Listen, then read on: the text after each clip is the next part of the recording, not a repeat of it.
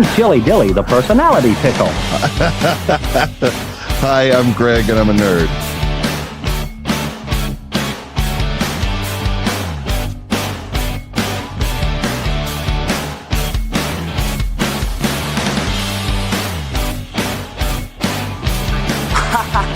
You must be kidding, aren't you? I have never seen anything like this. The worst part has been the actual watching of the movie. Some of these were pretty terrible. And that's right. We're back again for another episode of Box Office Battles with Greg and Eric. We are still in season 2, and we're in a new category. We've already had one such battle, and that is worst Marvel movies. We are in round 1. Let's take a look at the bracket. Last time we were with you, we had Madam Web versus X-Men Dark Phoenix. I didn't really give a shite which one of these films won, so I kind of left it up to Eric. You're not doing your job, and people expect more from you than that. I hate them both equally. You're supposed to hate them. That is the entire reason that we're doing this. I do. So I couldn't really choose which one I hated more. So I kind of just deferred to you on that one. I don't know how tonight will go because I like one of these more than I do the other. What? I do.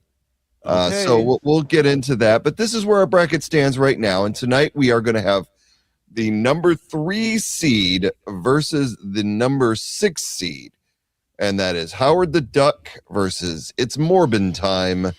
Morbius, the Living Vampire with Jared Leto. So we're going to talk about these two tonight, but before we do, just want to say welcome to everybody to the Box Office Battle Show with Greg and Eric. Glad you could be with us, whether you're watching us on the live stream on YouTube or you're watching us on a replay on YouTube or whether you're watching us on Facebook Live or Twitch.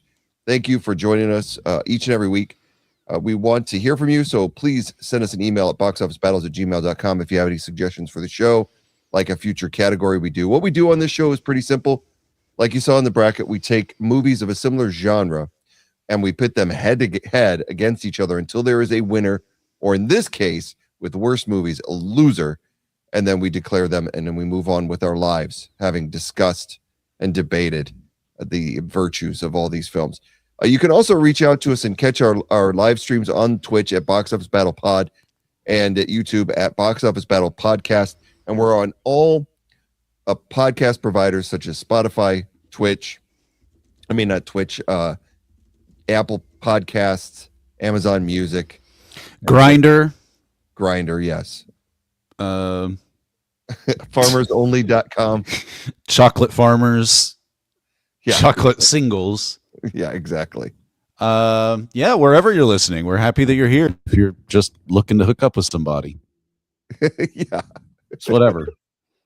That's what we do. In a secondary route is that other than debating movies, we are a dating service. We figured that we weren't doing enough. We weren't doing enough just debating films, and we needed to offer something else to the community, so we chose that. Yeah, so if you're looking for somebody and you think we can help, just email us and we'll put it out there to our giant Indonesian following, and we'll see.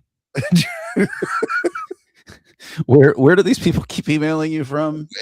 We do have, if you look at when I look at our numbers on our podcast provider, we have one site that we do that I post the podcast to, and it goes out to all the platforms.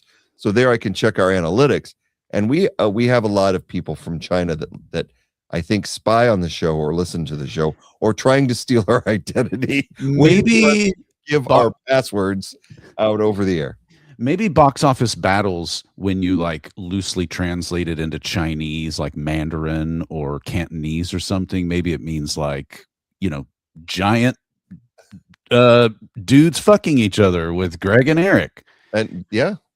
And they can't get that on their home internet. So they have to use like a VPN to be able to stream our show and hear all the great man-on-man action that we have here. All the heavy breathing and the crying and just all the, I wish we didn't have to do this for internet likes and trying to work my way through college. Listen, we've all been there. I have never stripped. I don't know if you know that about me. I was never a stripper. And never. Did you ever consider it? Yes, but what I considered was, what if I'm so good at it that this is now all I'm able to do? You're just going to get pigeonholed into stripping. Exactly. Like, what was that guy who played Kramer? Michael Richards. Yes. He never really did much of anything because people knew him as Kramer, or they knew him as the person who lost his mind and started using the N-word a bunch on stage. I think that killed his career more than the for one of those two reasons. Well, listen, we're about to get into a career killer guy in one of these movies that we watched. For sure. When I saw him, I thought, I think there's something about that guy and like some weird stuff. And then sure enough, but we'll get into that later. Well, who I'm talking about. Oh yeah, I thought at first you were talking about Jared Leto, but now I think I do know. He's problematic, but yes, not, I know who you're talking about. I know who you're talking about. The only thing more problematic than Jared Leto as a person is Jared Leto as an actor. And it's crazy because we're going to get into Morbius. It's going to be the first that we movies we talk about tonight. But it's crazy because like when he first started acting, well, let's go back to 30 Seconds to Mars. I mean, people loved that band in the early 2000s and, from Yesterday and The Kill, they were very popular. And then he branched out into acting and right away he found immediate success. I thought he was like a child actor or something, wasn't he? Well, he might have been. I just know what the band with 30 Seconds to Mars. That's all I know about Jared Leto. I mean, he was on My So-Called Life. So, as a kid, and he was in Fight Club, but that was a small role, right? But then Dallas Buyers Club, he was in that, and he was phenomenal in it.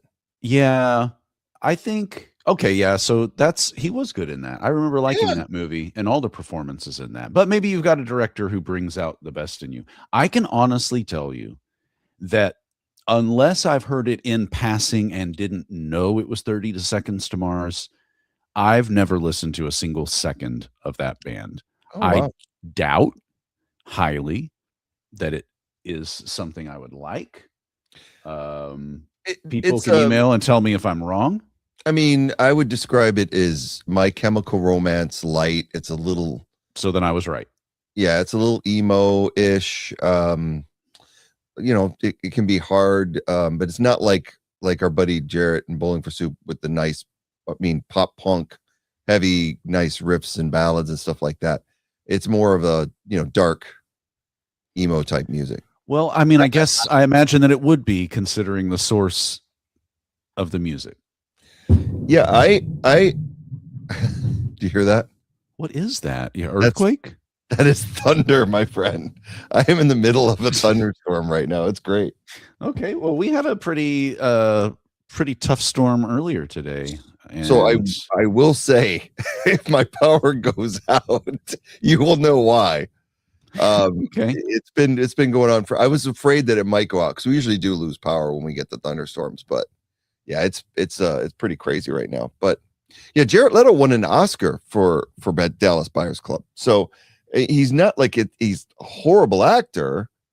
It's just that after that, it's like, I don't know. He started a cult. He started a cult, or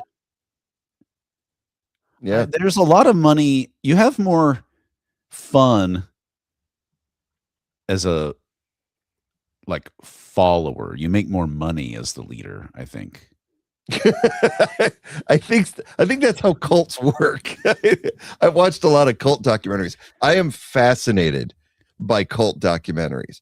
I like to get tips so that I know how to start my own cult later on. Yeah, one of these days. You probably don't have the dynamic personality that it takes to be Thanks so much. a charlatan or like one of those people.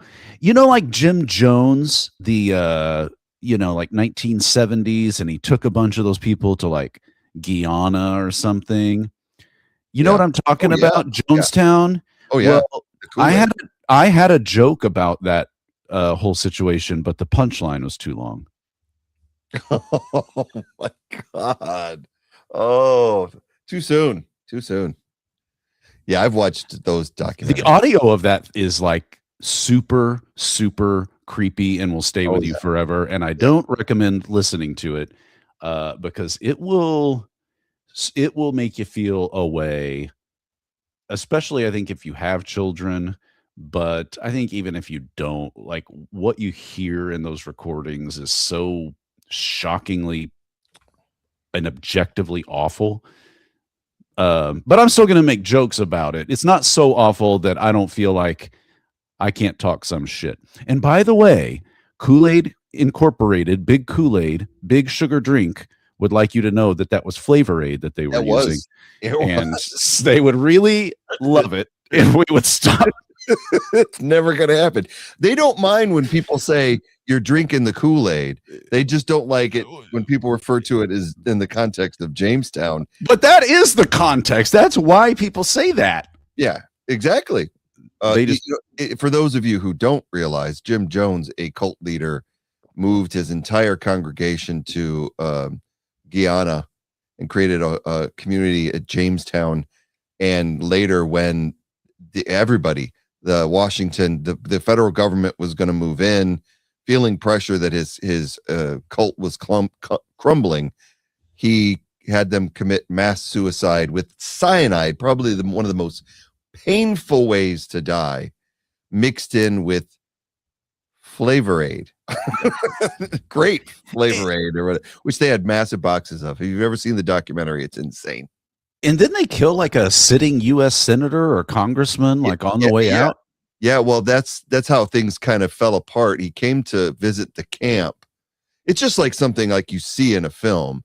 The senator came, he was senator or House of Representatives, but he came to the camp to inspect it because they'd been having concerns raised about this cult, and they were given the whole 5-star treatment.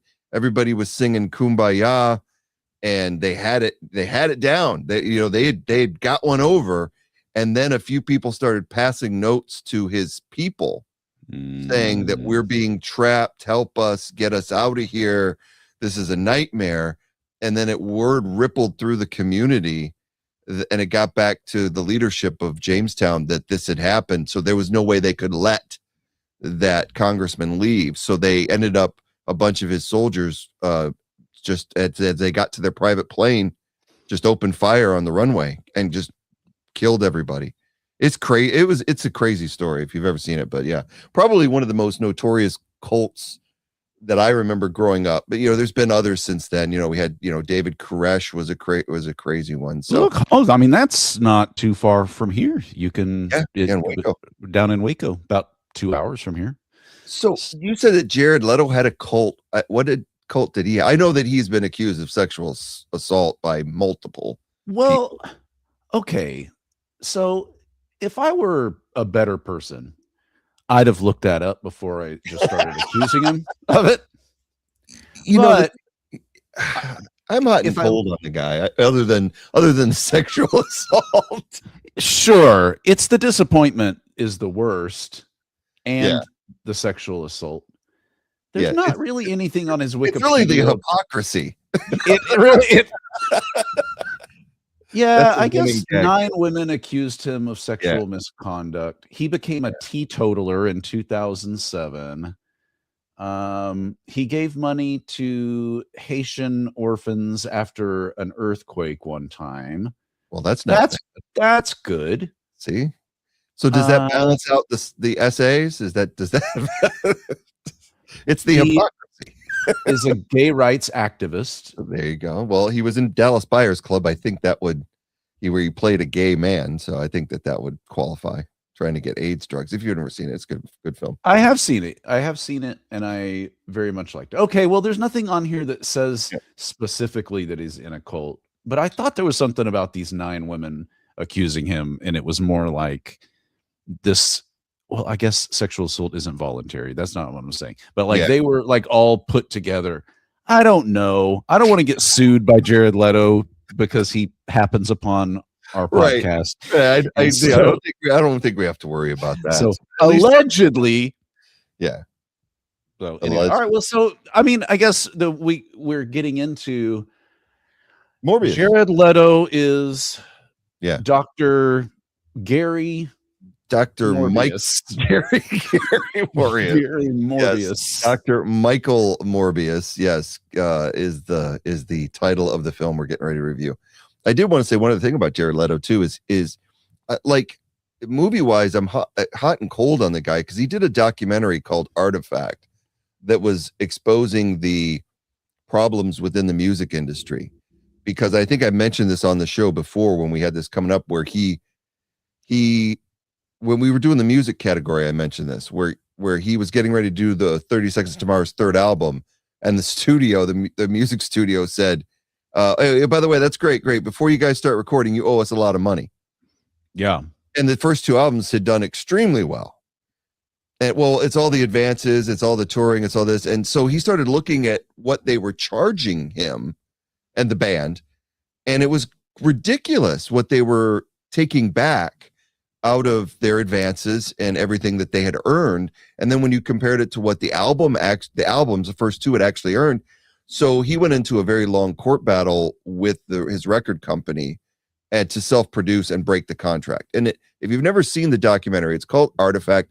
I highly recommend it because it will change the way you think about the music. If you disliked the music industry before, I was gonna say it's not gonna change the way I think about it. You will loathe it. I mean, it goes into how little artists are actually paid and how they do have to scrounge. You know, the big artists, you know, can make millions of dollars, but the ones that are kind of in the middle get royally screwed by the music industry, who just want to capitalize on instant fame.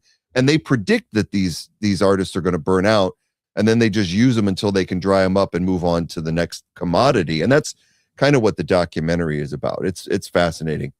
So yeah, and he got out of it, and he self-produces now, and it's better for the band. But he does so many things. The thing with Jared Leto, and I think of this movie in particular, is there was the essays. People started to give him the Nickelback treatment where they started to get tired of him. He did the Joker thing for DC, and everybody hated it. I don't know how you think you can follow Heath Ledger's Joker. And he tried to do something different. I will commend him on that, but it was not what everybody wanted. And somebody's got to do it, and you've got to have, like, I mean, what did you want to see? Like Jay Leno or somebody? Like, this is the problem, is I didn't want to see the Joker, period, but the movie industry has this problem where, you know, Jack Nicholson did a great Joker. Heath Ledger, well, let's do Joker again. Why do we have to keep doing Joker over and over again? Heath Ledger kind of capped it.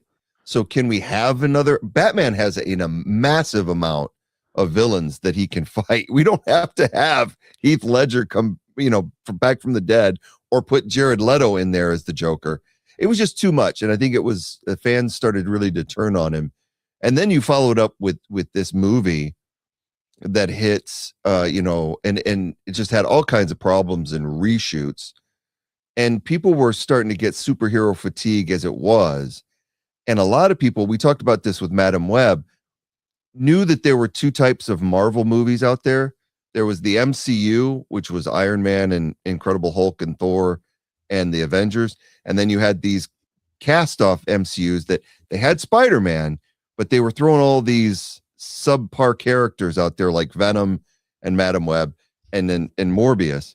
And people just, they knew better. The audience had figured this whole thing out, and they did not want to come to see this movie. So before we get into what a piece of shit this movie is, do you want to give us a little, 2 to 3 minute history of this character from the comic era? And was this ever a candidate for making a movie based on what you know of the comics, or would this have always been a bad choice? I think that the last thing you said is the most correct answer. Is it Morbius as a character should not have a standalone film. He is best used as an anti-hero, a guest starring in a Spider-Man story or in Blade, because that was his two kind of nemesis, if you will. But he's kind of one of these anti-heroes. In fact, I got a picture of the comic that he debuted in 1971. Morbius made his first appearance and fought Spider-Man in the Spider-Man comics.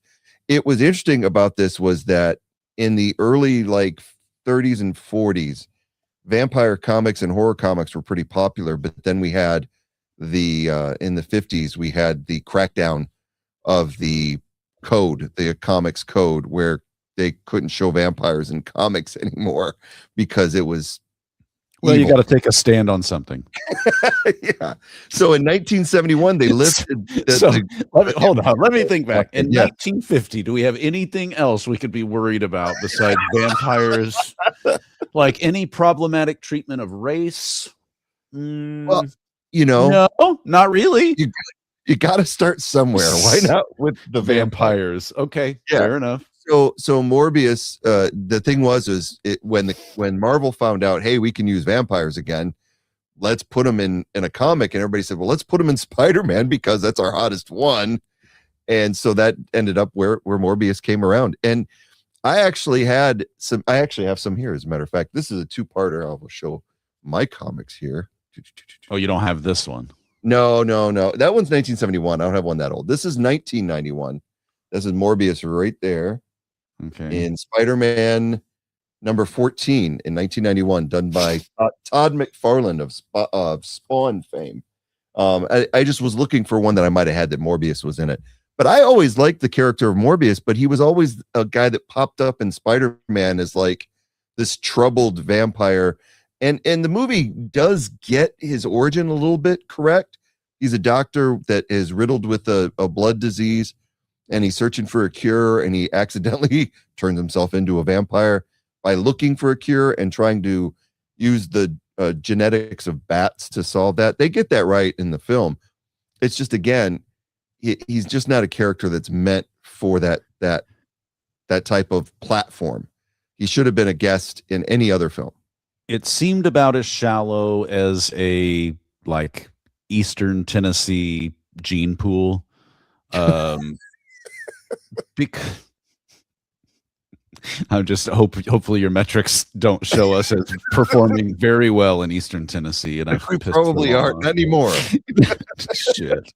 But yes, I mean, so throughout the entire movie, that was a big part of it, and I'm just like, well, where's the depth? Because I get that you're sick, I get that you've got a buddy who's also sick, and I get that you both turned into this thing.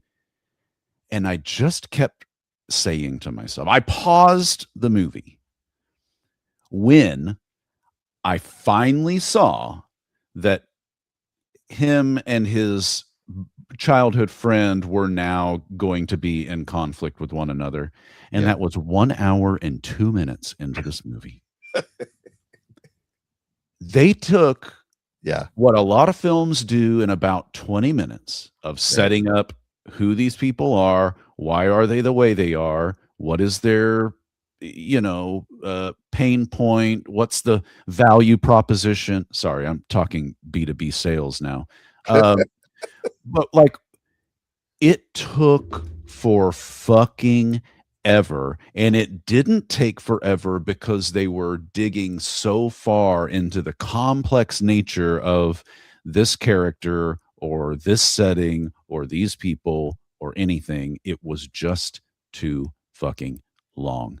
And you know what that left was 44 minutes to wrap it all up. It was the oddest paced movie I think I've ever seen. And I just kept thinking to myself, come on already. I can't remember the scene. Where I don't know, something happened in about 2 minutes that I just sat there and thought, well, why'd that even have to be part of it? I know it's just 2 minutes. You just added 2 minutes to what was already an hour. Now it's an hour and 2 minutes. And man, between the pacing of this piece of shit and the no depth of any character. Right. Name one character in this movie that had any. I mean, honestly, Lucian, his friend, probably had the most. I said that when I watched it. I said that to the wife. I said that at least Matt Smith is trying. Matt Smith is one of these characters. He's got, like, to me, he's got an odd face. Is, you know, the sunken eyes, kind of a long face. But man, the guy can act. I've seen him in movies that are should be complete turds. Like he was in Pride and Prejudice and Zombies. And without him, I mean, as the comedy relief, it doesn't really work. And that's the one thing I think in Morbius that I do enjoy is the few times that Matt Smith is actually on the screen.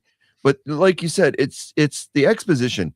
I've been making my wife watch the films that we're going to cover. I like to get her opinion on it, but I also, when we're doing bad movies, I like to make her suffer as well as I have to suffer, because I did not want to watch these this past weekend. I wanted to enjoy myself. I played golf on Friday and I was like, oh, I got to watch these pieces of shit. So we watched one on Saturday, one on Sunday. And I was not looking forward to it. And so we put this on. It feels a little unfair because you volunteer to do this show. And you're the one who chooses the topics. Yeah. So it doesn't seem fair to put her through it. You know, she didn't have anything to do with it. She's innocent. Yeah. Bystander. I mean, besides marrying you, someone who's hateful and vindictive and makes her watch shitty movies with you. It's in the vows. It's for better movies or for worse movies, and we have to do for worse movies right now. So she doesn't mind. And it's funny. She watched this and she was on her phone for most of it. And so she would throw out these snarky comments. And when it was revealed that, you know, that Matt Smith was actually had taken the serum and he's a bad vampire, she was like, oh, surprise, surprise. It was like, you knew that at the very beginning of the film that this was always going to be the nemesis, because it's cliche. That's why we have cliches. These things are done to death. And so it takes an hour to get to something you already know is going to happen, when you could have done it in an email. It would have been so much quicker, and it would have saved everybody a lot of time. I wish Lucian would have I wish they would have had a scene like 14 minutes in where like Dr. Gregory Morbius is looking at his email, looking for like a coupon code or something, and then just an email pops up from Lucian and says, by the way, I turned into an evil vampire, and therefore you and I will now be mortal enemies. Exactly. And we will have to battle to the death. And the only way to kill a vampire is with garlic or stake through the heart, or the sun, silver bullet, a cross can burn them. I don't know if it kills them, but they don't like it. Okay. But there's rules to this. There's rules. And if he would have just sent an email, I would have appreciated it so much more. If you'd have sent him an email of the picture of the sun and ended the whole movie right there. He opens it up. Actually, I would have liked it more if he had sent an email like 3 days before, but then when Dr. Jeff Morbius checks it, it's another email that says, just bubbling this up to the top of your inbox. Well, see, or like, so that's the thing. Per my last email, I'm your enemy. Just so you know. But that's the thing that this movie does, is it tries to be an origin story. So it's got the whole where he's doing the experiment on the boat, and then he has to go through all the metamorphoses and changes. And so they're putting Lucian on, or Milo, which is just the whole Milo thing, whatever. They put it on the back burner, and when it becomes necessary, then we bring him back so that he can get a hold of the serum. They could have just gone full cliche and had them work on it together, and then Lucian steal the formula or some bullshit like that, because that's been done in movies. I told the wife, I said, this film to me is like these movies, these bad Marvel movies, and we'll see others in these brackets. And Madam Web, I know you like Madam Web a little bit, is a little bit like this, as well as Dark Phoenix. It's like a Mad Lib. It's like they write these scripts with like a Mad Lib where you just fill in the blank. So it's like, all right, enter past trauma. and her childhood friend, and just write the character out. Enter, Nemesis origin story, enter hero origin story, and it's just the same shit. And that's why so many people get just fed up with it. And then you get this movie. One of the things that it's insulting to the intelligence is the script writing is so basic and unintelligent. Like this scene here where Lucian, aka Milo, just collapses because of a faulty pump in his blood system, and like Morbius takes a spring from a pen and just puts it in the slot and magically fixes the blood pump machine. And then the doctor raves about it. How brilliant that is. Brilliant engineering mind. Yeah. It makes no sense. They send him to a special school because of that. Like it was like an aptitude test for because he took a spring out of a pen. Weird vampire kids. And like, those kids are going to be weird anyway. Like growing up in a weird like hospital like that. So let's talk about that. The kids outside that beat the crippled kid's ass. I mean, every bully I ever knew would see a crippled kid and be like, well, we can't do that. Like this.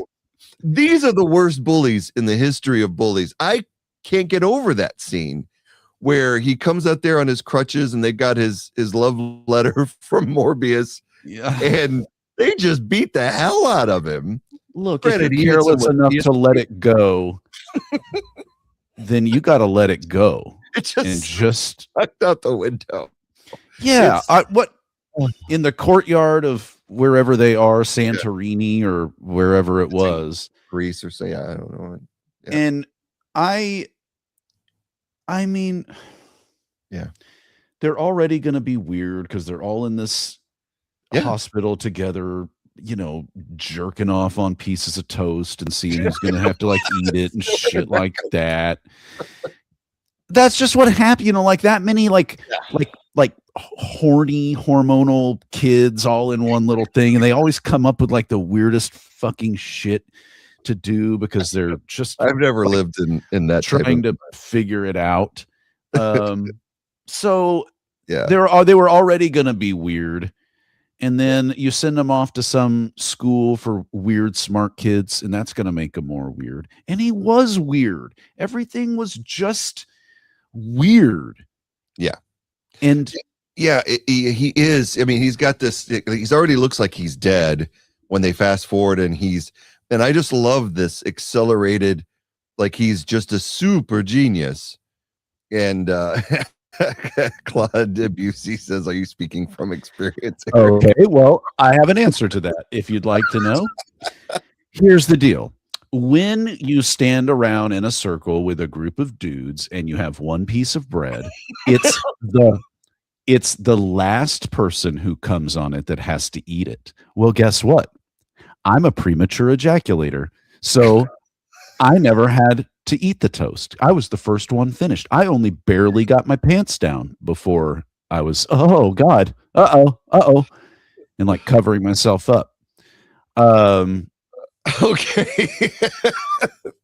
I actually went recently to a premature ejaculators support group, and I didn't know what to wear, so I just came in my pants. Very good. Actually, it was scheduled for 8 o'clock, but everybody came early.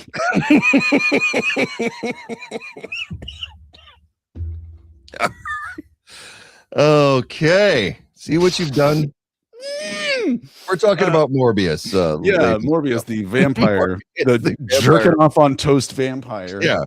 But the thing is with this is like, it is one of these movies that you could tell the screenwriters have no knowledge of basic science, because when they like present him this award, the guy goes, he's cured more people than penicillin. And it's like, no, that's your speech. That's your speech. He's done all these things with his artificial blood that we don't know how actually works, but we know it's blue. Well, Dr. Martine called it the Nobel Prize. And I just went, Are we even trying? Nobody on set? I mean, listen, It was this is a big production. Yeah. A big shitty production, but it was a big production. There's not one person, one art department guy who kind of like looked up and went, Nobel Prize? Yeah. Nobel. They go, oh, yeah. We will reshoot that. No, they just left it in there. Also, I thought that was Halle Berry for a long time. Oh, the love interest? Yeah. Well, Look a lot like her. They keep her in shadows quite a bit too. The whole movie is very shadow oriented. But here, this is not a scene from Dallas Buyers Club, even though it could be. This is sorry, on screen. This is from Morbius, where he's getting his blood treatment. But I'm just saying, it's Jared Leto. I think he really thought this was going to be successful. He puts a lot of overacting into this. I read that he was so wrapped up in this movie that he pissed off the crew because he refused to walk normally anywhere, that he had to walk around actually with the cane, and it would take him 45 minutes to get from the lunch area back to the set.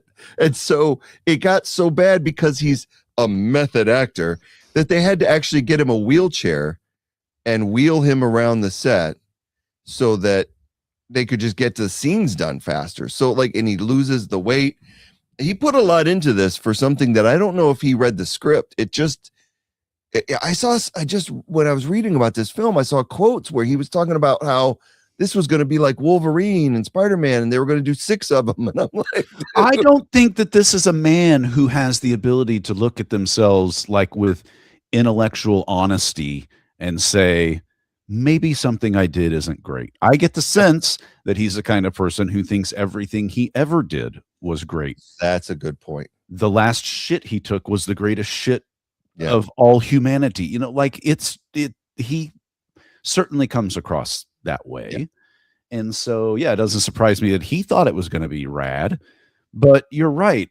But how can somebody overact so much and put in such an underwhelming character? Yeah. He's unmemorable. He's just not interesting. It's one of those things like you go to watch a superhero film and you want that character to be even this type of character. So let's take another vampire. Let's take Blade, for instance. Blade is a living vampire, and in the Marvel universe that Wesley Snipes plays completely badass. He's got this chemistry about him that exudes just this type of character that is not afraid of anything, but he's likable. I mean, he gets these one little quips in, but he just plays it to the hilt where he's got a lot more charisma. He's more interesting. He's brooding, but he's not to the point where you dislike him. And Morbius is the exact opposite of these things. It is like the whiniest of whiny kids that got picked on in school becomes a vampire, and he doesn't know what to do with himself. So he plays it like this. Just even when he becomes a vampire, he never exudes strength to me. Mm-hmm. He never exudes heroism. You don't ever, and in the comics, Morbius tries to do good. He just has this affliction where he's trying to survive, similar to Blade. And he tries to take out evil doers. But you don't get none of that in this movie. You talked about the 1 hour before we even find out that Lucian is the bad guy, but it's also that there's only like 2 fight scenes the whole rest of the way. And it's just with Lucian, the one in the subway, and then the one through the buildings and whatever in the finale. That's all we get. And my wife was like, wow. So you do all of that, and then you have 2 fights, and then all of a sudden it's just over. It was over so fast, like me coming on a piece of toast. The budget for this film, Greg, was $85 million. Yeah. If you replaced Nick Cage if you'd replace Jared Leto with Nicolas Cage, he'd work for half. you could show me this movie And that could be the only difference in the movie. Literally every other part of it could be the same. And I would be convinced that this was a $10 million budget Nick Cage film that he's doing to pay off some sort of IRS debt. Because it's just so, everything's just so boring. Every set that they created was boring. Just everything was so boring. It, like you have on the screen here, Bats. I understand that it's like in a lab, so it's going to be like clinical and, you know, sterile and feel like that. And I'm sure that the fluorescent lighting, which is always meant to make it seem eerie and cold and impersonal, and I get all that, but nothing about the way they set it up. So they didn't give us characters with any depth. They didn't give us settings with any depth. They didn't give us a plot with any depth. And I mean, just paper thin, just as shallow as a pothole, you know. And I, again, just kept thinking to myself, when is something going to happen? And like you said, when it does, it's over fast. There's two of them, and it's over real quick. This movie sucks. They're like not even really dramatic scenes. The scene in the subway, which oddly enough, you know, I lived in England for a total of like 9-10 years, and we spent a lot of time on the London Underground and the tubes. And so this scene comes up, and I immediately go, "Oh, that's in London." And then I started to look at the cityscape and everything that they were around, and the whole thing was filmed in England. So it's supposed to be New York City, but it's filmed in England. And it was that put me off. And then I started to realize, look at all the extras, and British people look a certain way. And I'm like, these are all Brits. This is not New York City. And it just takes you right out of the film. It just feels odd. But this scene, the subway fight scene, Morbius gets his ass kicked, and he has to learn how to fly, if you will, for a few brief moments. And that's it. That's it. That's the whole fight scene. It's like, it's a non-fight scene, if you will. It's a moment of brief tension that goes absolutely nowhere. And then what happens next? I thought they were about to kiss, honestly. But it's just you're right. It's just I don't know. I know that the movie went through reshoots. I think that they just didn't know really what to do with it. To me, it was just like when I talked about Madam Web. It is the Sony Pictures having to do these Spider-Man films in order to keep the rights to Spider-Man, and they really wanted to build these characters up so they could have their own version of the MCU.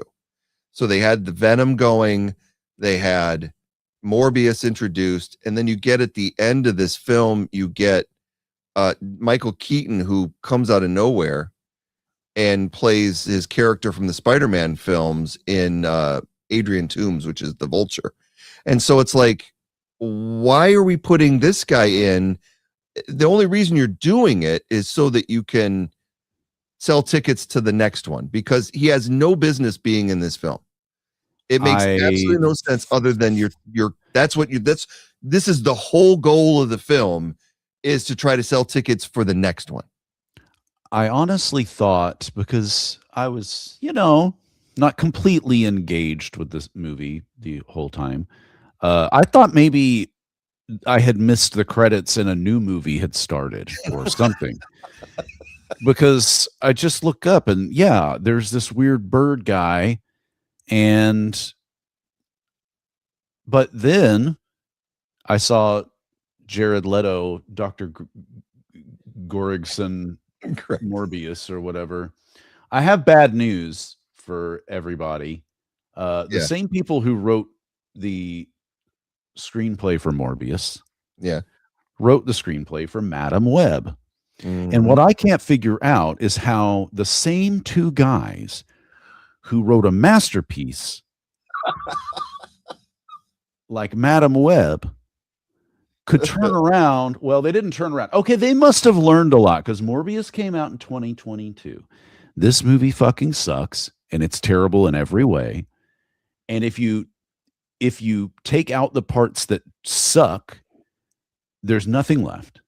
No. But they learned a lot in the 2 years later. Madam Web came out in 2024, and like clearly they had got their shit together. They went to like a remedial writing program at the local community college and really put in the time and effort to work on their craft. I think it was successful. Yeah, Madam Web was not successful, unfortunately. And these guys really are just the type of studio writers that the studio wants. The studio says, give us a script that we can film now. It doesn't have to be good. It just needs to be serviceable so we can get the character out there. People will come see no matter what slop we put in front of them. Give us the slop and we'll get the people in seats. And people, kind of, they were done with this film. The thing is, even, and I was like, one of the things that really like annoyed me about the film was the overuse of the CGI stuff with Morbius and Lucian Milo. It was like, God, it looks like watching two cartoon characters fight. It's so rubbery, and there's no depth to the colors. The fight scenes you can't really see because they're intertwined and they're twisting around. The fights are nowhere near the level that they need to be in a superhero film to achieve some sort of entertainment, and they have no entertainment value whatsoever. And I was not entertained. One of the things that would have been partially entertaining was if they had used practical effects and had prosthetics on Jared Leto and Matt Smith. Maybe a little bit would more believable, like a really scary vampire costume, not cartoons. But I read that Jared Leto, they wanted to go that route. And Jared Leto said, no, let's do CGI. It's the wave of the future. I mean, somebody that's so out of touch with what people want. I mean, we don't know what it is or how to do it. Yeah, let's just do it. It's like, dude, nobody wants that. Nobody wants an overuse of CGI in films. It's like watching the old movies with claymation in them. Yeah, they're fun to look back as an old history, but I don't want to see that now. Hey, Davey. I'm not talking about Davey and Goliath or Gumby. I'm talking about like the Ray Harryhausen. Like, I like the old stuff like Sinbad, Eye of the Tiger, and Journey to the Center of the Earth, but I don't want to see that today. California Raisins. That's stop motion. Well, that is the same thing. Same thing. Yeah. Claymation. It is. You're right. Well, the thing is, this movie sucks, without a doubt. My favorite part of the film were the memes that came out afterwards. Everybody knows that it was supposed to come out in July of 2020, but they had to push it off because of COVID. And that just allowed the buzz, the negative buzz to generate, and people started seeing the trailers, and you knew it was a piece of shit when you saw the trailer. So when it came out, the internet, it can be a cruel place, but it can also be a beautiful place. And it's one of those things where they just jumped all in with making fun of this film. And so they started like putting memes out where I loved it when Morbius said it's Morbin time. Do you remember when he jumped into the river and saw Spider-Man and punched him in the face and said, "Morbed you, bitch," things like that. People were putting all over the internet. And it was just funny, and it kept getting like a mind of its own, where all these people were, building this buzz about this movie that nobody had seen, and people were lying about the film, saying it was really good. Do you know it has the only distinction of a movie that has been bombed twice, double bombed, because it was released. And then they ended up re-releasing it again. I actually have the article. I love this from the Time. The Morbius double box office bomb may be the year's funniest story. What did they think was going to be different the second time? Well, the thing was that people, it only made 75 million its first run at the box office. But the internet, all these people who were doing these memes were like, no, don't pull it from the theaters. We love Morbius. Morbius is so good. I love this picture here. It says, be careful out there. everyone. I had 2 Morbius tickets in my car, and someone broke in and left 4 more. So it's good stuff. So people were like, yeah, no, it's the greatest movie ever. And they just kept inundating. And then we had the writer's strike. So there was not a lot of stuff for the studios to release. So somebody went, you know what? We really need to re-release this because I think it's found its audience now on the internet. They really totally bought into the sarcasm. Jesus. They couldn't read the room. It was their first day on the internet or what? Exactly. It's so hilarious what they did. That I survived this one here. I survived the stampede to get into Morbius. But yeah, so they ended up, putting this out there. And so they decided to re-release Morbius. And the second time they released it, made 300,000 in 3 days. That was it. And then they realized they've been had, and they pulled it from the theaters. It was crazy. The double bomb. I think that's the only movie that double bombed in the same year. Box office worldwide is almost 170 million. Yeah, what does everybody outside of the US know? What do they know? Especially about vampires. Well, I think Transylvania might have something to say about it. The thing is I think this was the start of where people started, because that for a Marvel movie is really low. And it was one of those things where everybody saw every Marvel movie. If it had the name Marvel on it, people were going to see it. And I think when this happened, people started to go, oh, Marvel movies can be shit, these new ones. So I think that has hurt the future releases by Sony and some of the ones by the MCU. I think it's hurt their box office. I think, Madam Web, people didn't fall for it and they made fun of it. I know that you love it, but it got made fun of. Diamond in the rough. Craven, which was just recently released and on our bracket, is the same thing. And when we watch Craven, I want you to think back on Morbius and realize it's the same movie. It's just the same character? No, it's Craven the Hunter, but it's the same shit. It's looking into the past and having the trauma and becoming a superhero who's a bad guy but a good guy, and dealing with all this stuff, and this dealing with the origin story. It's just the same shit, and it doesn't fly with anybody anymore. I don't need the internal conflict of good versus evil. When I watch a superhero movie, I want to see a good superhero battle against an evil superhero. Exactly. I don't really give a fuck about, it's okay if you want to come up with a backstory that's like complicated and gets them to why they're good or why they're bad, but don't give me like a fully formed superhero who still struggles with all of this, because I'm not showing up to watch like Good Will Hunting, where we've got characters with really complex emotions and I have a really hard time figuring out what they're supposed to be and how they're supposed to become it and what they're supposed like show me Hulk throwing Captain Cape around, slamming him into the ground. Show me Thor hitting people with a hammer. Show me, Wolverine using his little feline his little claws, playing with a ball of yarn, something. I agree. Don't give me this garbage with whatever this was. This sucked so fucking hard. Yeah. There was honestly a time, Greg, where I thought to myself, would I rather watch Battlefield Earth again than this? Now the answer's no. Maybe, but at least with Battlefield Earth, I could laugh so hard at just some of the absurdity, all of the absurdity of it.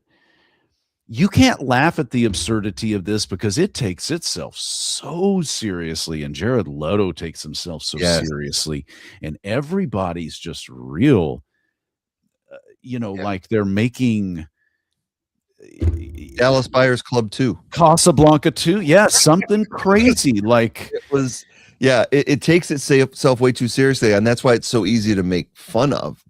And I think that's where it lets itself down. Like you said, Good Will Hunting is written by two people, granted, Matt Damon and Ben Affleck, but it's written by somebody who actually had a good story, good dialogue, good plot pacing. But superhero movies aren't that. But you get people who aren't capable of writing that, trying to write that kind of drama, and what they end up doing is over exposition, where instead of showing, they tell you, I'm so confused, my trauma is so bad, and it's like, no, you need to dial that back a bit. If you want to have a troubled character, you don't need to tell us they're troubled, like this movie continues to insist upon itself. You just let it be. It's like the scene where I thought about it. It was where Matt Smith is yelling at Morbius about how he doesn't want to give up being a vampire. And he has to do this speech about how I've been taken advantage of my whole life and now it's my turn. And it's like, you don't need to say that. I already knew why he was doing this. You didn't need to tell me why he was doing it. It just wastes time. It was something earlier where they talk about bats and echolocation. Oh, yeah. And then, one of the jackasses has to just come in and say, it's where they use sound. And I'm like, no. Thank you, Captain Dictionary. Shut the fuck up. Like, we all know what echolocation is. And if you don't, there's enough context clues to figure it out. But how could someone take themselves seriously as a script writer and be like, I have the power of echolocation? Police cop number 2. Hey, isn't that the thing where bats use sound and it bounces off and then they're able to navigate? Then Dr. Morbius. Yeah, that's it. Like, I just wrote something better than what was in the movie. And that was shit. Without a doubt. Yes, it is the over exposition of things that we don't need to know. And this, again, the powers, there's nothing really new that they do here. It was, they created Man-Bat instead of Batman. So there's they're trying to create a Batman-like hero. So they're diving full force into the bat thing.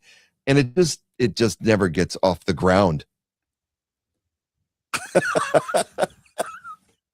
See what I did there? Shouldn't he have been sleeping all day and doing all this shit at night anyway? Upside down in a closet. Yeah, look. At least Catwoman slept on a bookshelf and drank. She did, and then knocked like a cigarette lighter off, and then knocked a little cup off. That's funny. So I would watch Catwoman again before I watch this. I will never watch this again.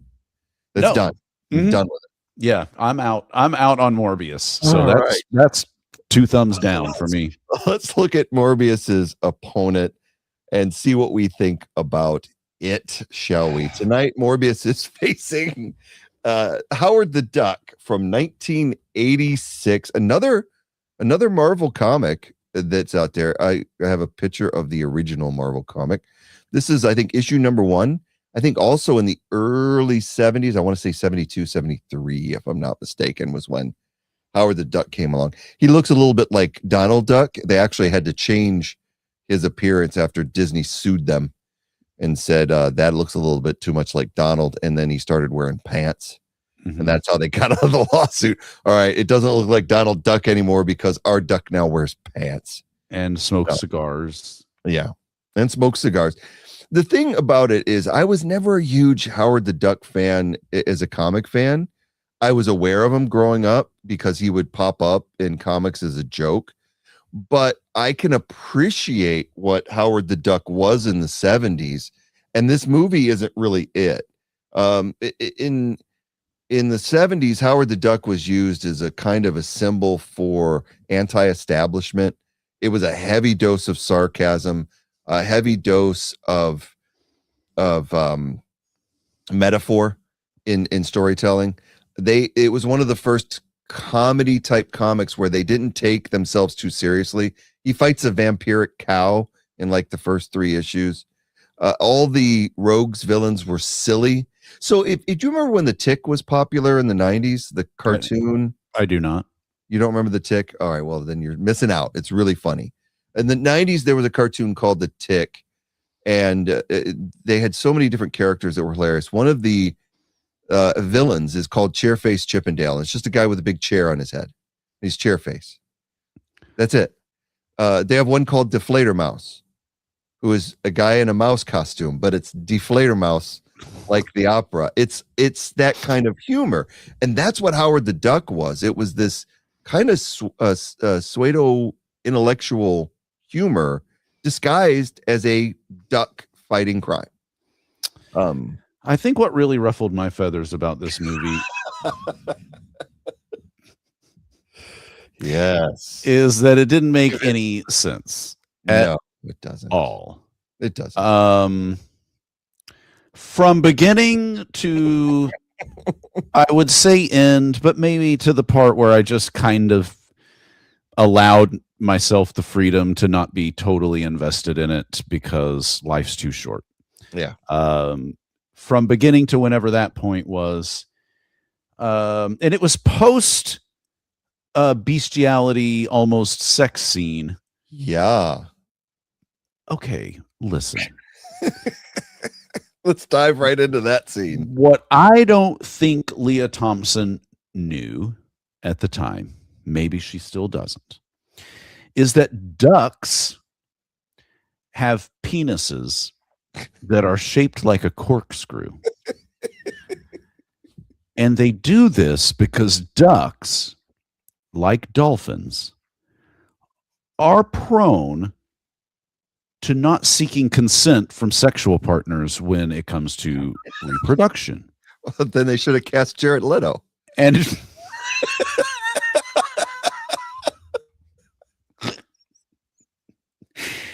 and so the corkscrew penis is a way to get it in there, and then when the female duck tries to disengage, it's way more difficult.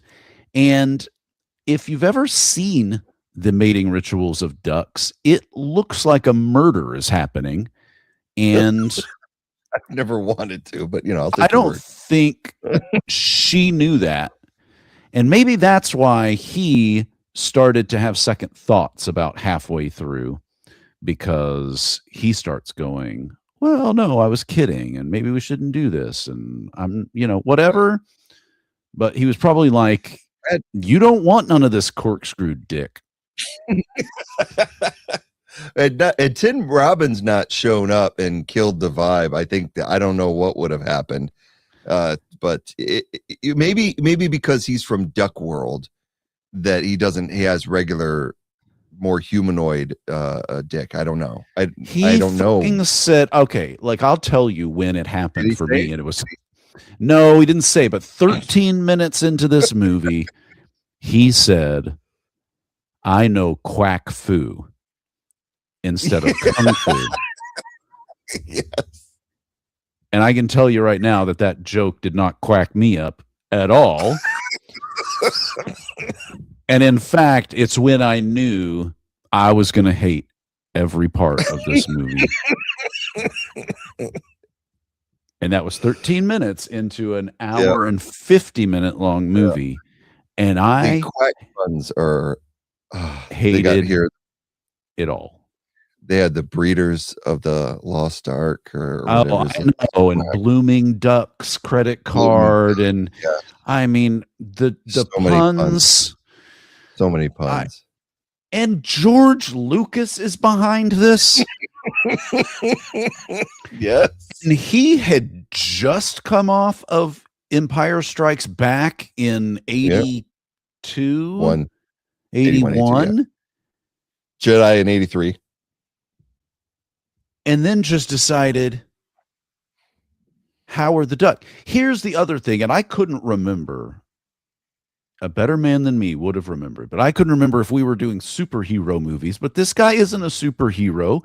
He doesn't have any superpowers. Yeah. He doesn't he just shows up and negotiates his way through some of the shit and quack foos his ways through some other shit.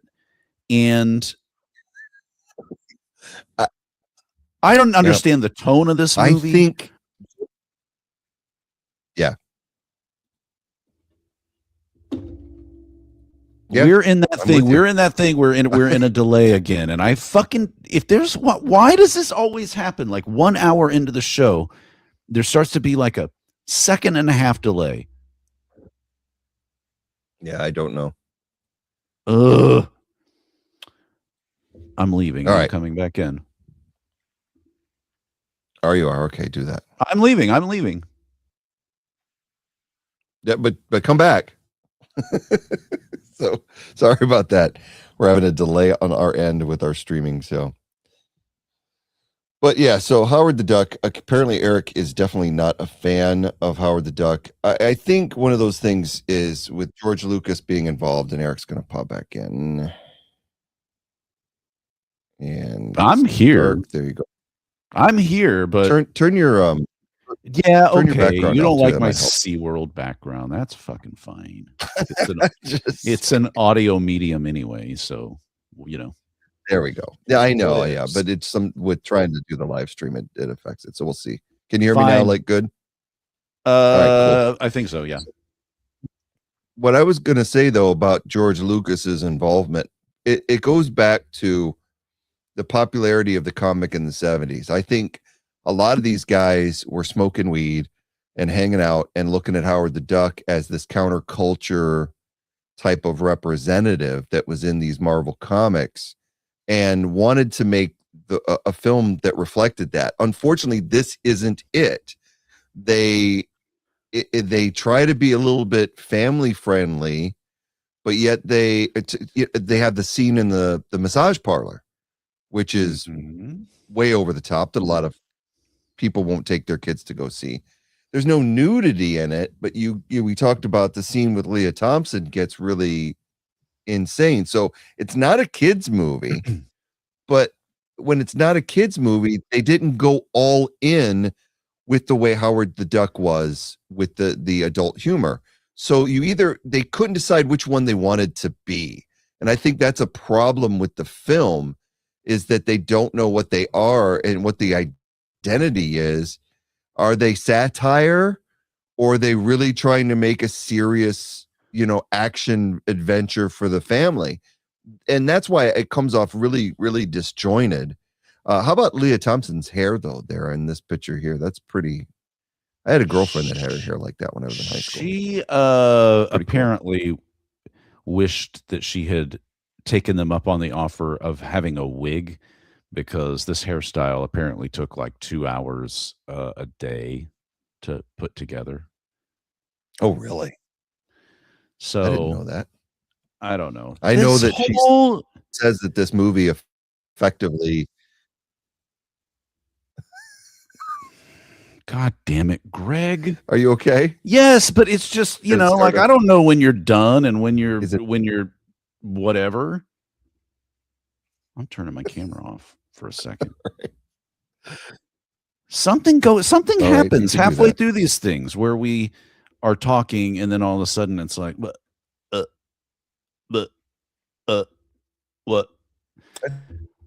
It's weird. I don't get it on my end, so I can't explain it to you. Is it still coming in delayed? I can say over when I'm done.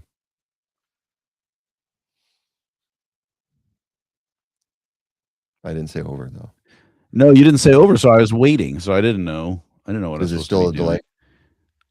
I don't know. It's hard for me. It's hard for me to know until we. So I don't know what's going on. I'm back. What are you talking about? My camera's back on. I see you now.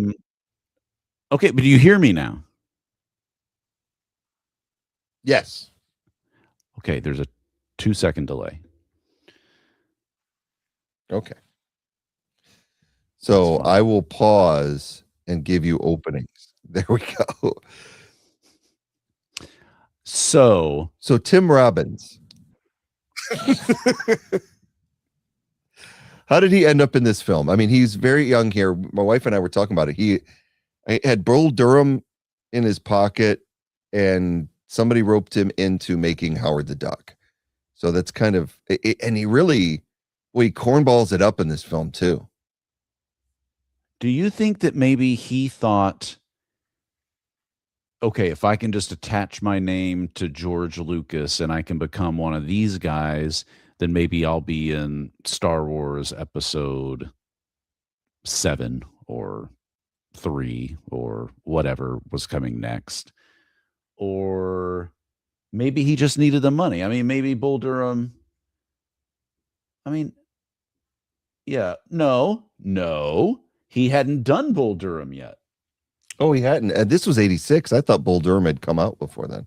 88 Bull Durham. He had only been in Saint Elsewhere, and he had supporting roles in The Sure Thing and maybe Top Gun, which also was in 86. But then that's it. It was only after that he starts becoming the Tim Robbins we know of Bull Durham, Jacob's Ladder, Shawshank Redemption, and so on, Mystic River. Right. So I'm sure it was just a paycheck to him. Like, I'm a working actor. This is a big role for him. I'm working on it. I mean, because at the time, okay, so someone pitches it to you and they say, a beloved comic book, character, kind of zany one-off character from the 70s. We've got George Lucas here, putting this thing together. We've got, I think he asked Irv Kirchner to direct it, and he said no, it was somebody else.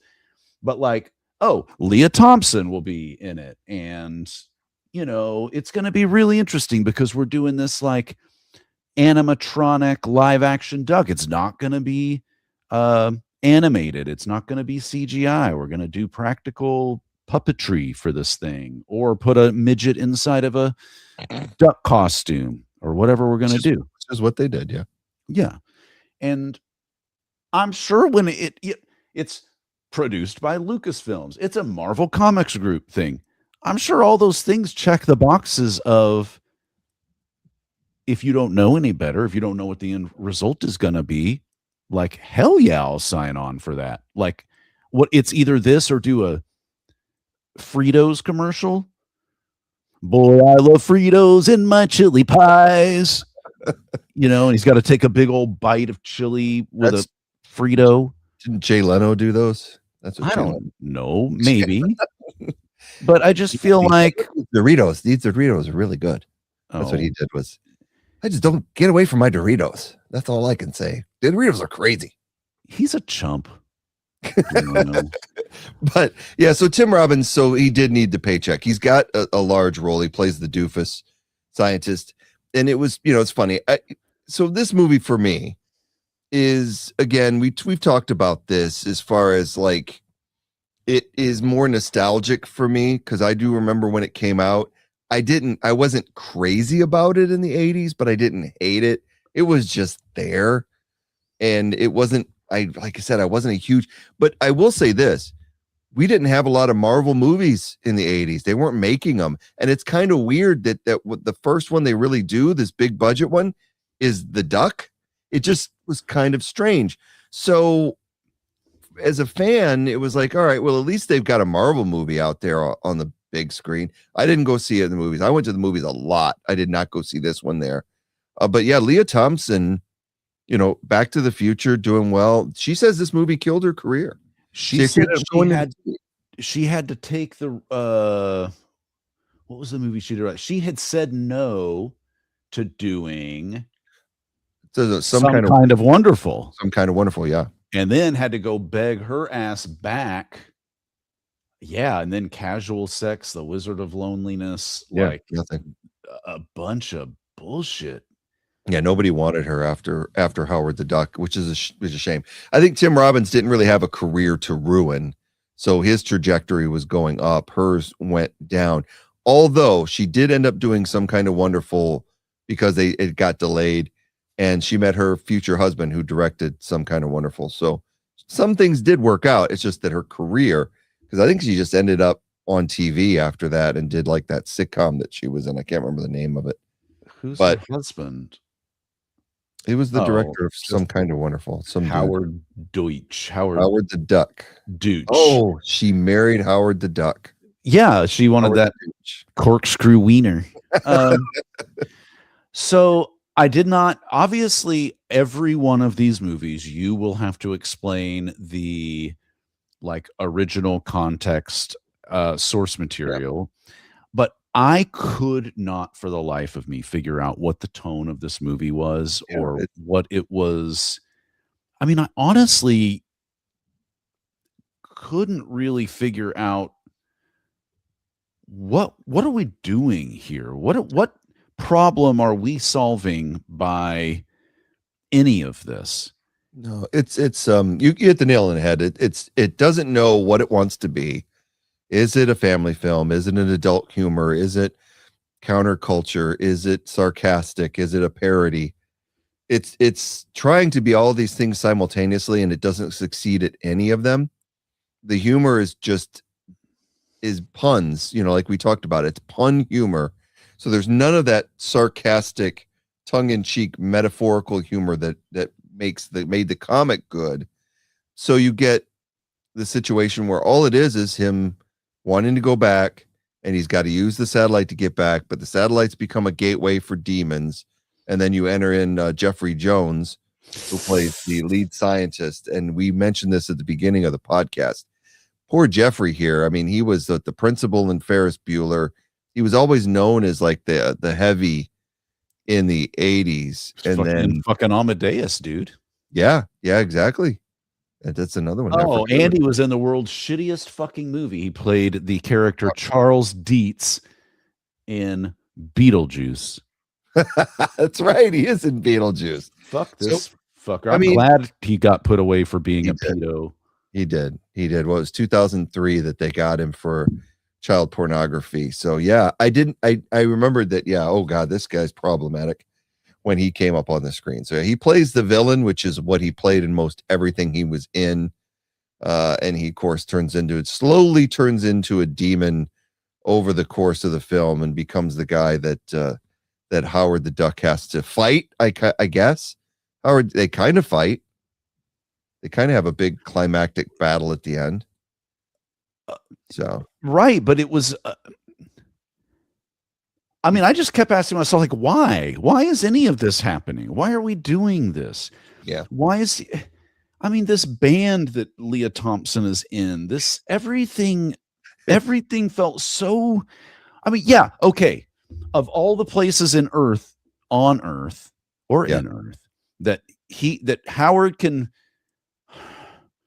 be sucked through some physical time portal or whatever the hell it is, and he ends up in apparently the proto-German S&M bondage area of Cleveland. Yeah, well, yeah, Cleveland is Cleveland, so it didn't come off as too far from Cleveland for me. But I just okay. And then they go into the proto-German S&M bondage club, leather daddies everywhere. That was my favorite part. Yeah, it was good. Yeah. And this band playing is basically playing pop, like Tiffany, Debbie Gibson music. Like Gem and the Holograms. It was very... Also, Cherry Bomb is the name of the song that they put out in a movie that I hosted on Jarrett Goes to the Movies while he was on tour. This was called The Runaways. Yep. Yeah. And I think it's based partly on the true story of one of the gals or some of the gals. No, it's based on the actual band, the Runaways, which was Joan Jett and Lita Ford. Okay. And then there was one that was real young and one that was something. Yeah. It's a decent movie, man. You just unlocked. I was really sheltered as a kid, as we all know. I was gonna say I remember Howard the Duck from being a kid because I would see it at Blockbuster Video.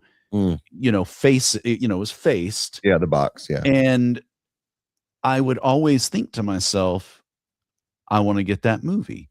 But what was it? PG-13, and so I wasn't able to. Something like that. Well, it was PG. But I don't know. We never got it. I don't know if I asked my parents and they were like, no. You don't Or want that piece of shit in our house. even my Christian parents were like, so yeah, I mean, the thing of it is it's one of these movies. It's a throwaway movie from the 80s. The way I look at it is it's one of those that you could just rent from Blockbuster, put in the VCR, have some air pop popcorn or Jiffy Pop, whatever you prefer, and let the thing play out. It's one of those 80s films. It's not any different than any other bad VHS 80s film. And you can it's got kind of a cult following about it of people that enjoy it for what it is. I think that it's very disjointed in like we've talked about in its tone, but I don't know. Looking back, it's hard for me to judge it because I don't look at it. I just look at it as a product of the 80s. I don't look at it as just a totally stupid film. I've seen worse. It's just an 80s film for me. Mike Florida has something to say. He says it's just like one cliche and dumb pub joke after another, but it did have something nostalgic or something for me. Probably because my dad hated it, so we made him watch it. That's what Mike has said. So yeah, it's one of those. It's you have that remembrance of it, but it's not a good film. The final scene like that we've got to put on the screen where he gets it. That is, it's almost like a take like they're tongue in cheek doing Back to the Future with the guitar and the dancing, but it's just so horrible. The song is horrible. The Howard the Duck, it's horrible. It's just there's nothing fun about it, but maybe that's the charm. And and Eric is beating off his microphone because his sound has died again. I don't see. Oop, there he goes. He'll be coming back here in a second. We'll resume. But yeah, that's my big thing on Howard the Duck. I don't think it's one of those that you can judge too harshly because it is a product of the 80s. So let's see when Eric comes back in here. I'm sure he's just going to go out and come back in again. There he is. Are you back? yes, but I'm not happy about it. Why not? Is it just because it went out again? Yeah, what? I mean, I'm just sitting here. I'm not doing anything. Yeah. I don't deserve this. I don't deserve this bullshit. So the question that I would have for you on your mic is, do you have like anything running in the background? Well, you're IT No, guy. I turn off Yeah. Teams, Zoom, Yeah. email. I mean, anything that could take up bandwidth, I take off of this thing. Anything that could be a peripheral problem, I take care. I was testing the mic earlier. It 100% is working in the like system settings. Come on here, the browser, doesn't want to accept, whatever. But you know what? Life's better when you accept, things for what they are. That last scene sucked. It was the weirdest, stupidest thing. I get that the 80s are filled with stupid movies. Beetlejuice, Can't Buy Me Love, all kinds of stupid fucking movies. I like both of those movies. You would. And so What about Just One of the Guys? That's a good one. I don't know. I don't remember that one. But you probably hate it. I just feel like, I mean, in Morbius, I sat there and just thought to myself, is anything gonna happen? And in this one, I just thought everything that's happening is more retarded than the thing that happened before this. Right. And I don't know which of those is better. Waiting around for something to happen that's never going to happen, or going through something that is the most stupid, frustrating, dumb thing you ever went through in your whole life. And that's how I feel about Howard the Duck. It's not as bad as Beetlejuice. I think what makes Beetlejuice worse is that everybody pretends like they love it, and then like this cult developed where everyone's too afraid to admit that they don't like it. The thing is that people are not afraid to admit they don't like Howard the Duck, so I don't feel as strongly about it because we're all basically on the same page. We all saw it. We don't like it. It's stupid in its delivery, in its execution. It's stupid in its distilling down the best parts of the source material and turning it into this milk toast, like vanilla manila paper version of what it could have been. All the social commentary is gone. All of everything, you know, that made it a good comic is making it a bad movie. But like, it was just not enjoyable. It was a struggle. It was a slog to just be like, okay, Eric, you've got to keep paying attention to this. It is your responsibility to show up tonight and continue to pay attention to this. It is, you will not feel good about yourself if you just give up on this and just be like, well, fuck it, you know, and show up tonight. I never finished it. But it would have been a first. Yeah, but I mean, I owe it to all of our legion of listeners, right, to warn them about things like this. And I just want to go on record and say that Morbius versus Howard the Duck is probably the worst thing I've ever been a part of. Yeah, I would agree that out of all of these in the bracket debate, I did not like the last set either. This set is definitely not enjoyable. There was nothing. The thing about Howard the Duck, again, like I said, it's hard for me to hate on it because I think that the time it was made in, we got a lot of these shit. Mac and Me it was made during this time, and it's better than Mac and Me by a fraction, but it's still better than Mac and Me, and so it's hard for me to judge it as harshly as I do Morbius. Morbius, I think I dislike more from the standpoint of the way it carries itself, the way it tries to think like it's going to be this future franchise that we're all going to love and see. Howard the Duck was just, they just knew they were making this weird, stupid movie, and they just went all in on it.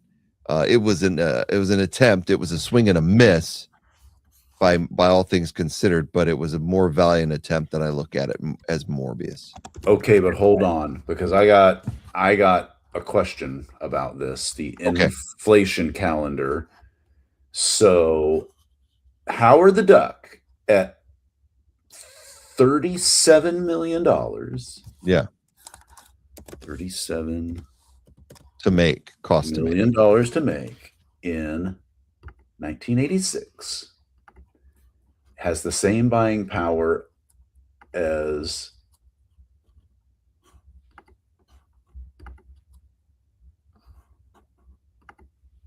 it didn't like that. I'm doing this backwards, aren't I? I have no idea. Hold on. I don't know what you're doing. No, I'm trying to figure out, because we can say like the budget for Morbius was 100 and what was it? What did we say it was? 85 million? 85 million. It made 170 worldwide. But I guarantee you $35 million in 86 is about the same as $85 million. I think Morbius was more successful, but only because of, at that time, when Marvel, Howard the Duck came out, nobody was going to see Marvel movies. They weren't a thing. It was just this, everybody saw Howard the Duck, and it was kind of like, Do you remember how this was marketed at all? Yeah, it was just the standard commercials and trailers, and it just looked weird.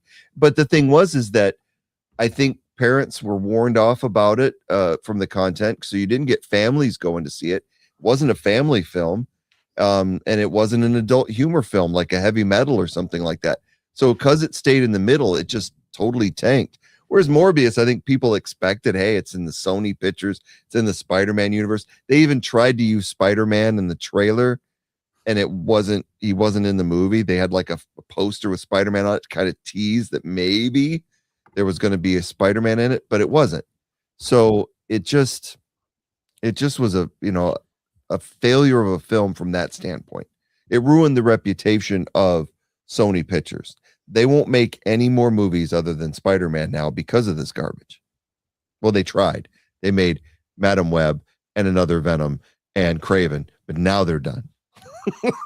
So they learned their lesson the fifth time. The fifth time. But I mean, we keep kind of like wholesale, and I would propose lazily grouping Madam Web in with all of the rest of these films. Right. And I'm not sure that that's quite accurate. Now, Madam Web is a piece of shit. It's a horrible film. I've got 74 reasons that I'm going to go through right now.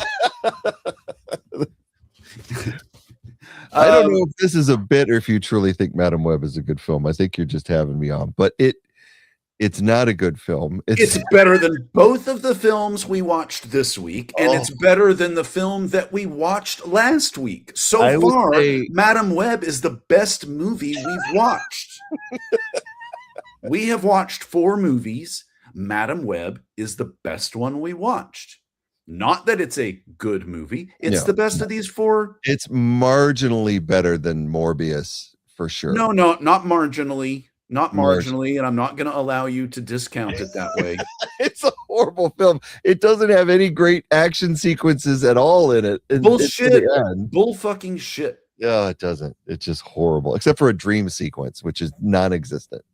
Man, you know what we should have done is put these movies in the middle and then gone this way for the worst and this way for the best. And I guarantee you, at the end of all this, Madam Web comes out on top. Would have been the best of the worst. Is that what you're saying? Yeah. I don't know. Let's decide on this one, though.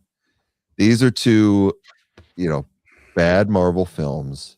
Howard the Duck and Morbius. Which one is the worst of the 2 in your opinion? Do you want to eat the turd sandwich or the bag of vomit? Which one would you prefer? It's more like turd sandwich or like 3-day-old Indian food wrapped in a dirty diaper that someone then ate and shit that out. And now I got to eat that because man, I mean, like Howard the Duck made no sense. Morbius felt like it was intentionally trying to piss me off. Like that they could know enough about me to know like this film is going to make him mad. Yeah. I mean, all I can say is this, and this is the only way I'm going to get to a conclusion on this, is that if I had a friend, or like, if you had a friend, if I had a friend or I had a date and I was like, come over, I went to the video store and there were only 2 videos on the shelves. And I picked one of these for us to watch together. Howard the Duck would be the one that I would choose because at least there's a level of absurdity that starts to get you going. Am I being like gaslit into thinking this is supposed to be funny? I think it's the scene where they try to literally chop him into pieces in the restaurant to make a duck dinner. When I saw that scene, I'm like, what is going on here? They're not even taking his clothes off. They're just going to take a cleaver. And he's speaking to you in your language. You're going to just chop up the talking duck because you're a little pissed at him because he said some bad things. Yeah, it is. Again, it is. Well, but for those reasons, I don't know if I would say I would watch Howard the Duck again, but I'm more likely to watch it again than I am Morbius. That's okay. I mean, that's where I'm at. So I guess the winner loser of this, I'm voting for Morbius. Okay. I think that we could decide on that. While Howard the Duck is a terrible film, it's at least got a value that you can show some people, hey, look at this this piece of shit. Morbius, if you put Morbius on with a group of people, put Howard the Duck on with a group of people, they're going to go, what the hell is this? And watch it for a few minutes and get maybe a couple of laughs at how stupid it is. You put Morbius on in a group of people and they're going to want to commit suicide. I think they would just lose interest. I just think they would be like, what is this? Why? What are we doing here? You know, at least you could sell Howard the Duck as like, hey, everybody come over to my place. We're going to watch a really weird, awful movie. We're going to get stoned and watch it. Fun. We're going to get stoned and watch it. And I think that would make the appeal even better. So, yeah, so we'll say that the loser this week and moving on in the worst Marvel film ever is the classic, the only movie to ever bomb twice in the same year. And that is More Be Us. It's Morbin Time is what the kids said. The worst Marvel film of this week between the two. So congrats to Morbius. Larry Morbius and his merry band of vampiric problematic people. Yes. Meanwhile, Eric and I will continue to work on our technical difficulties and somehow it's fine now, so I don't understand. I don't either. Maybe we just like go in and out occasionally during the show so that we reset the. And I loaded up a bunch of badass like backgrounds and stuff. I got my Grateful Dead one on there too. Looks like you're a peacock that way. Look at it, just stand in the middle. I do. Like you're posing. That's all I ever wanted. So, all right. Well, we're halfway through this. Yes. This feels worse than the last. Really? Those are some bad movies. I think some of these are just boring is what the problem is. And they don't get any better because in a couple of weeks, we have the first round is going to continue with Ghost Rider Spirit of Vengeance. You wanted Nick Cage? You got Nick Cage.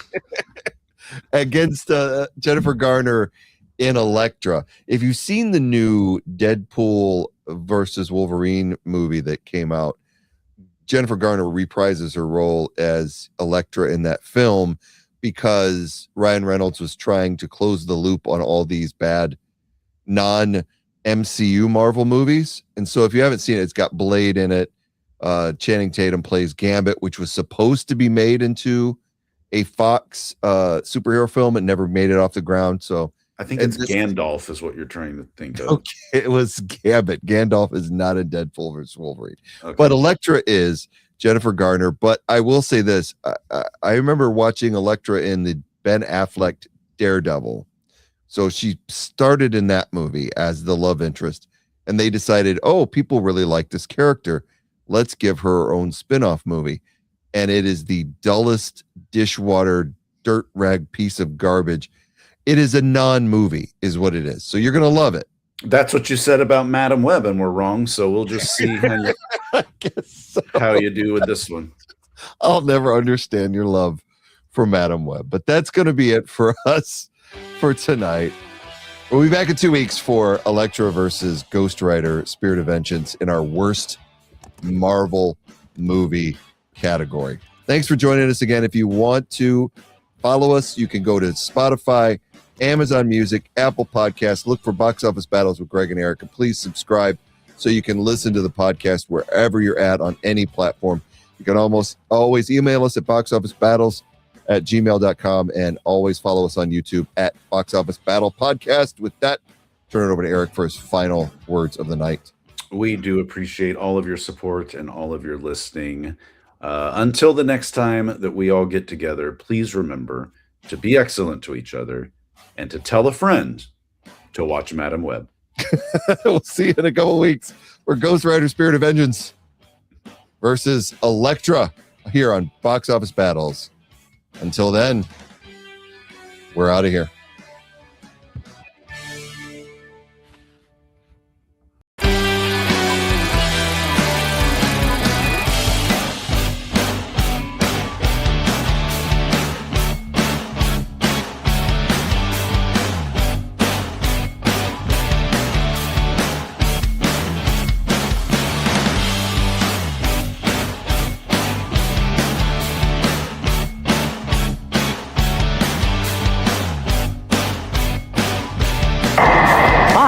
I'm Chili Dilly, the personality pickle.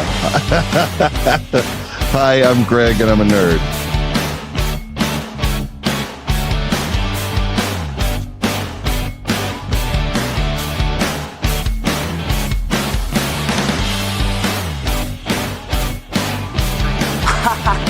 You must be kidding, aren't you? I have never seen anything like this. The worst part has been watching the actual watching of the movie. Some of these were pretty terrible.